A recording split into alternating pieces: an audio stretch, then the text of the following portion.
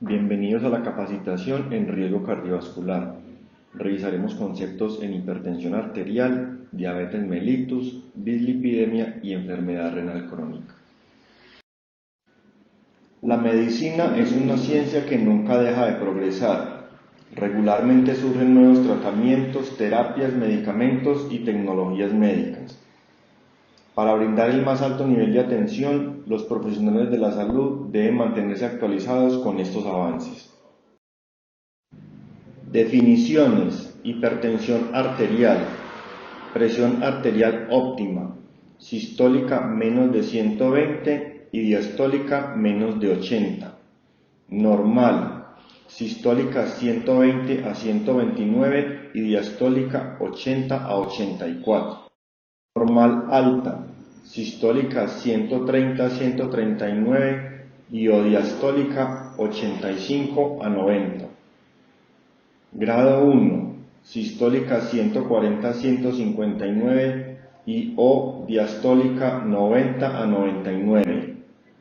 Grado 2, sistólica 160 a 179 y diastólica 100 a 109. Grado 3, sistólica mayor o igual a 180 y diastólica mayor o igual a 110. Hipertensión sistólica aislada mayor de 140 y diastólica menor de 90. Hipertensión diastólica aislada mayor o igual a 90 con sistólica menor de 140. Diabetes mellitus, glucemia en ayunas mayor o igual a 126 mg por decilitro. Hemoglobina glicada mayor o igual a 6.5%. Prueba de tolerancia oral a la glucosa con 75 gramos mayor o igual a 200 mg por decilitro. Síntomas de hiperglucemia con glucemia aleatoria mayor o igual a 200 mg por decilitro. Prediabetes, glucemia en ayunas entre 100 y 125 mg por decilitro. Hemoglobina glicada entre 5.7 y 6.4%. Prueba de tolerancia oral a la glucosa con 75 gramos entre 140 y 199. En ausencia de síntomas hiperglucémicos se debe confirmar repitiendo la prueba. Si existe discordancia entre dos técnicas, el diagnóstico se realiza con la prueba confirmatoria. Dislipidemias. Hipercolesterolemia se define de acuerdo al riesgo. Hipertrigliceridemia, triglicéridos mayor a 150 mg por decilitro. Hipertrigliceridemia severa, mayor o igual a 500 mg por decilitro. Hipercolesterolemia familiar heterocigótica, colesterol LDL mayor o igual a 190 mg por decilitro, mayor o igual a 160 en niños. Homocigótica, colesterol LDL mayor o igual a 500 mg por decilitro. Existen varios algoritmos disponibles para estratificar el riesgo cardiovascular en cuanto a desenlaces en diversas cohortes. En general, utilizan las variables de edad, sexo, presión arterial, tabaquismo, niveles de colesterol, entre otros. En Colombia es ampliamente utilizado el Framingham ajustado. El riesgo cardiovascular se establece teniendo en cuenta las cifras de tensión arterial, la presencia de factores de riesgo, comorbilidades y lesiones de órgano blanco.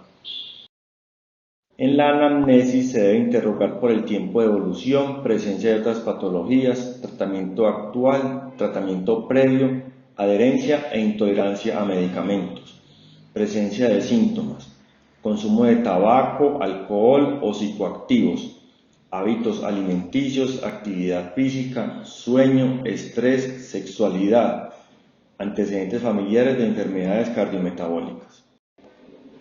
Tomar las medidas antropométricas como talla, peso y perímetro abdominal, presión arterial y pulso periférico, realizar el fondo de ojo, auscultación cardíaca, pulsos periféricos, piel y anexos.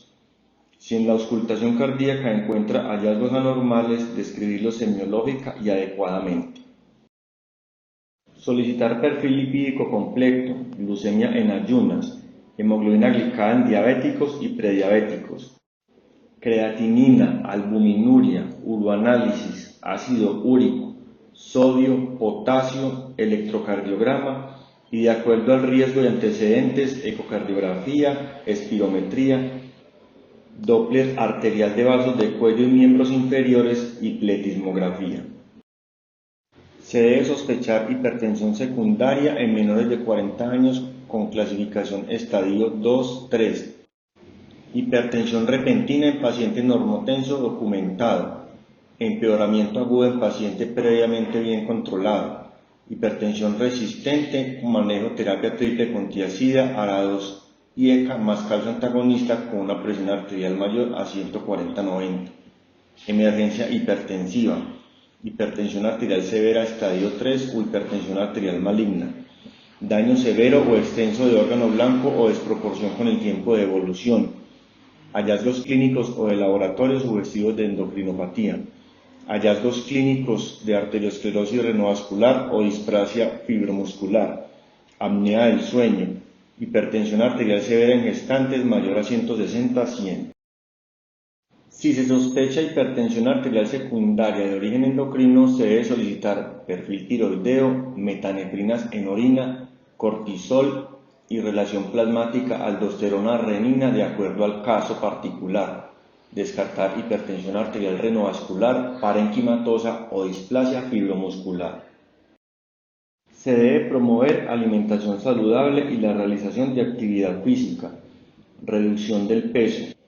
En caso de tabaquismo, alcohol o psicoactivos, solicitar valoración por toxicología o psiquiatría y psicología. El tratamiento debe ser basado en metas.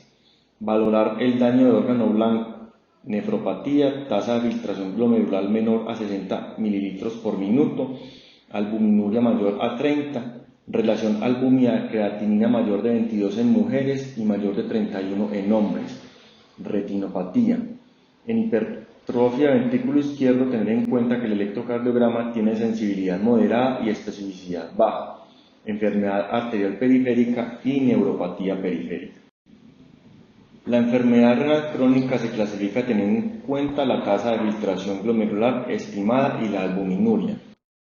Estadio 1 mayor o igual a 90, estadio 2 entre 60 y 80, estadio 3A entre 45 y 59, estadio 3B entre 30 y 44, estadio 4 entre 15 y 29 y estadio 5 menor a 15.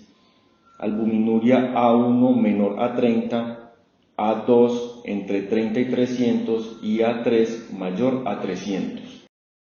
La enfermedad renal crónica se relaciona directamente con desenlaces cardiovasculares. Incluso pacientes con normofiltración y relación albúmina-creatinina entre 10 y 29 e hiperfiltrantes han tenido mayor riesgo de desenlaces cardiovasculares. Una tasa de filtración glomerular por encima de lo normal se denomina hiperfiltración y forma parte de los mecanismos fisiopatológicos implicados en el desarrollo y progresión de la enfermedad renal crónica.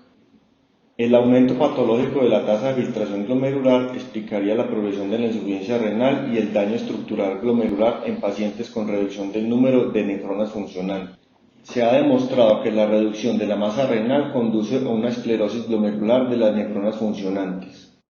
La reducción en el número de nefronas condiciona una hiperfiltración en las nefronas intactas, con una disminución de la resistencia en arteriolas aferentes y eferentes glomerulares y aumento del flujo y tasa de filtración glomerular.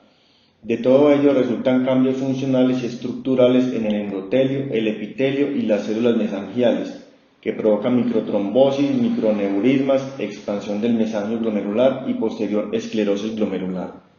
La obesidad y la diabetes son situaciones de hiperfiltración con masa renal normal. El tratamiento siempre debe enfocarse en metas y de acuerdo a las particularidades de cada paciente. Prestar atención especial a pacientes analfabetas, ancianos y o con pobre soporte sociofamiliar. Metas de presión arterial. Pacientes de 18 a 64 años, menor a 130/80. Pacientes entre 65 y 79 años, menor a 140/80. Y si toleran el tratamiento entre 120-129 y 70-90. Si la presión arterial diastólica es menor a 70, actuar con cautela. En mayores de 80 años, presión arterial sistólica entre 140 y 150 y la diastólica menor a 80. Si tolera entre 130 y 139, y si la presión arterial diastólica es menor a 70, actuar con cautela. No se recomiendan tensiones arteriales menores a 120/70. Las metas en cuanto al colesterol LDL se establecen de acuerdo al riesgo cardiovascular. Si el riesgo cardiovascular es bajo, sin factores de riesgo, menor de 130. Si el riesgo cardiovascular es moderado, con menos de 2 factores de riesgo y el riesgo a 10 años es menor a 10, la meta es menor a 100.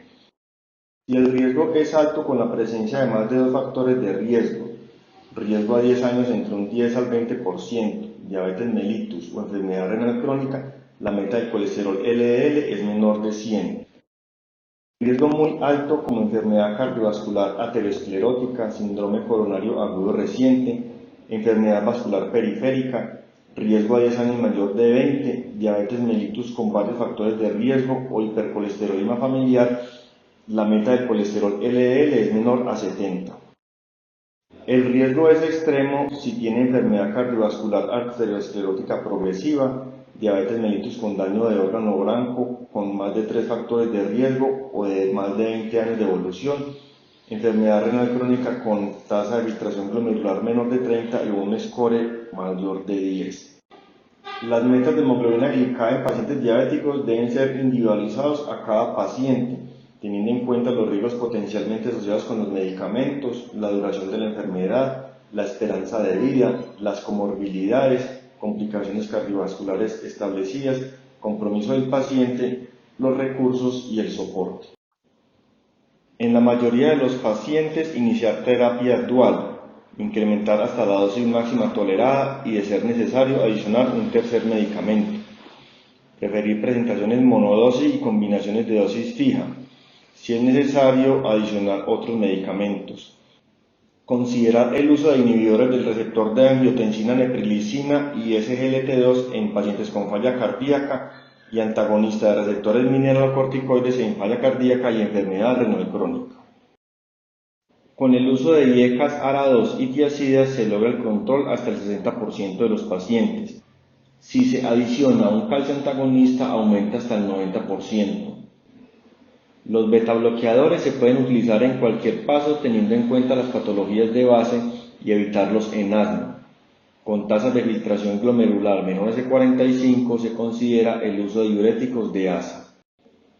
Actualmente en el plan de beneficios contamos con los siguientes medicamentos de combinación de dosis fija, lo que facilita la adherencia y control de los pacientes. Otros antihipertensivos, alfa-bloqueadores, aumentan el riesgo de falla cardíaca, de hipotensión ortostática y de edema. Se recomienda en algunos casos en hipertrofia benigna de próstata.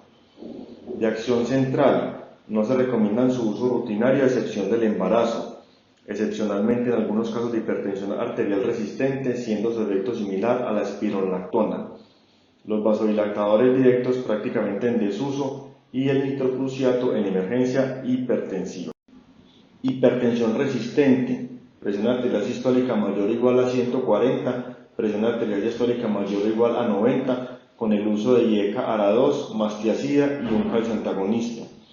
Si tiene tasa de filtración glomerular mayor a 30 ml por minuto, se puede adicionar espironolactona o antagonista receptor mineralocorticoide, o un betabloqueador o un bloqueador alfa, o un vasodilatador central, o considerar la denervación renal si la tasa de filtración glomerular es mayor a 40.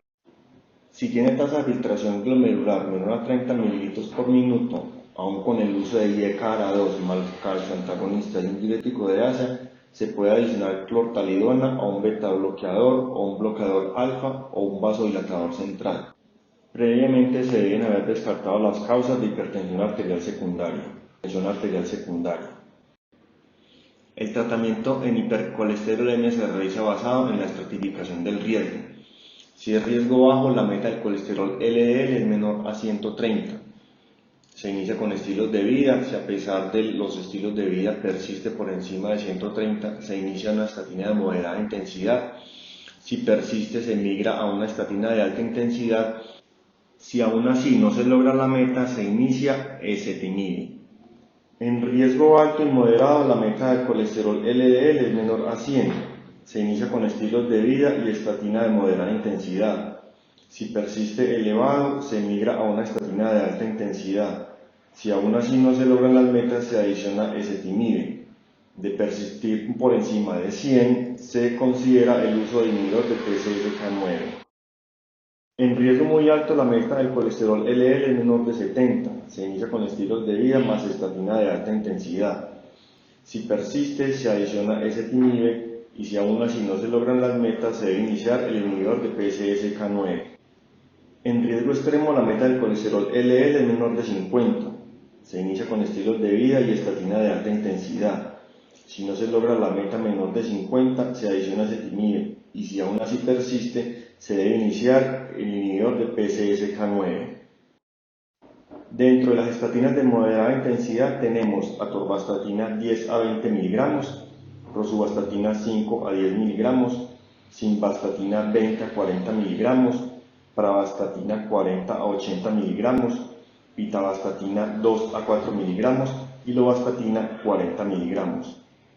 Estatinas de alta intensidad, atorvastatina 40 a 80 miligramos, rosuvastatina 20 a 40 miligramos. Inhibidores de PCSK9 tenemos alirocumab y evolocumab.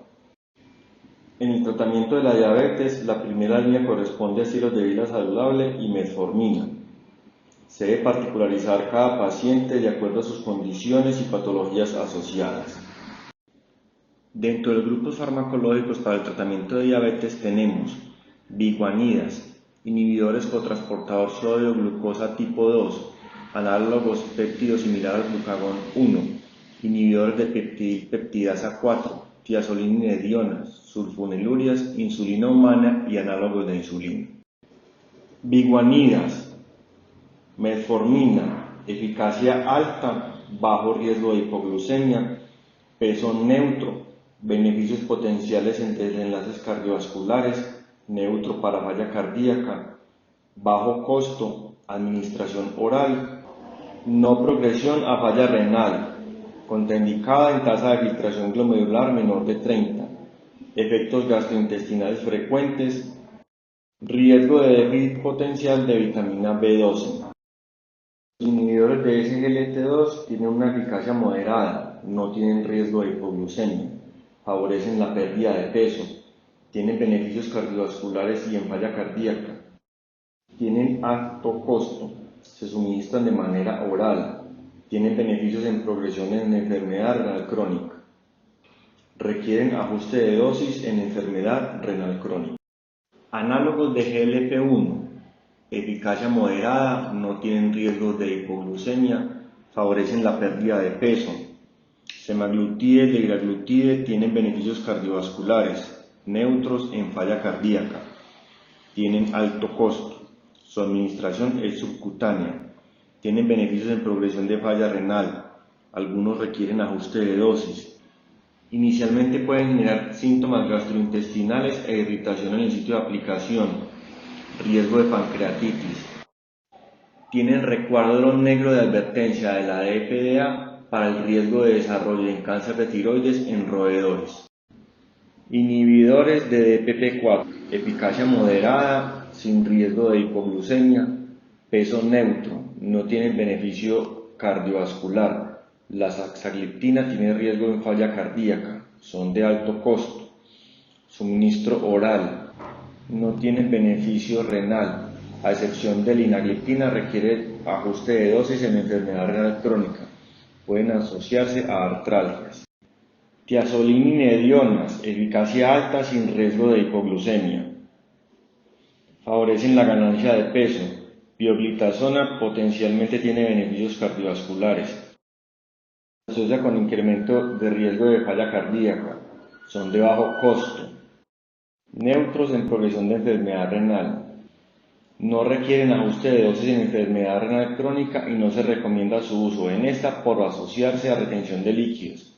Tiene advertencia de la FDA para falla cardíaca con pioglitazona o rosiglitazona. Aumenta el riesgo de fractura de cáncer de vejiga y tiene beneficios en esteatosis hepática.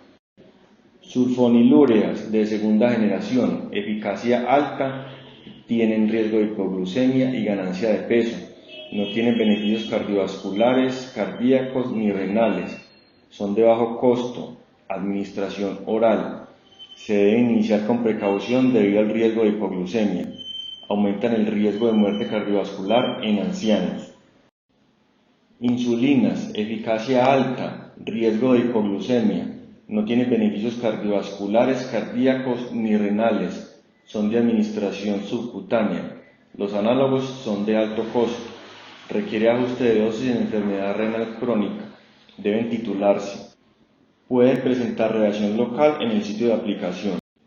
El plan de beneficios cuenta actualmente con las siguientes combinaciones de medicamentos en dosis fija: metformina empaglifosina, metformina dapaglifosina, metformina linagliptina, metformina sitagliptina, metformina vildagliptina, metformina saxagliptina, metformina canaglifosina, empaglifosina más linagliptina.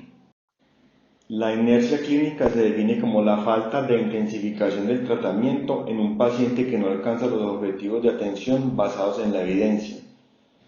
Está presente entre el 35.4% y el 85.8%.